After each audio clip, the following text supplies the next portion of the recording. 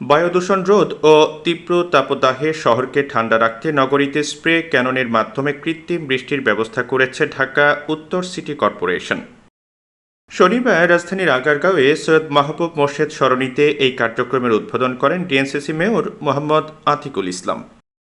অনুষ্ঠানে আতিকুল ইসলাম বলেন, প্রায় এক মাস ধরে ঢাকাসহ সারা দেশে তীব্র তাপপ্রবাহ বিরাজ করছে। এই তাপপ্রবাহ থেকে নাগরিকদের কিছুটা স্বস্তি দিতে কৃত্রিম বৃষ্টির ব্যবস্থা করার পরামর্শ দিয়েছেন চিফ হিট অফিসার। সেই চিফ হিট অফিসার কিছু তার সাজেশন দিয়েছে আমাদেরকে।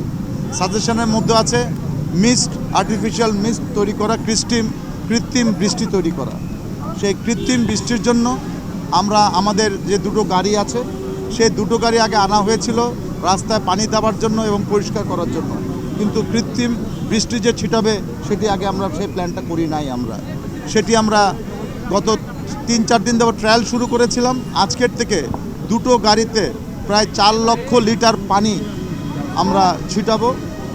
আমাদের গাড়িগুলা 11টা থেকে বিকাল 4টা পর্যন্ত বিভিন্ন জায়গায় যাবে। আগামী 7 দিনের মধ্যে উত্তর সিটির বিভিন্ন পার্কে ব্যবস্থা করা হবে জানিয়ে মেয়র আতিকুল ইসলাম বলেন, আমাদের পার্কগুলোতে কৃত্রিম বৃষ্টির ব্যবস্থা করার জন্য সংশ্লিষ্টদের বলা হয়েছে।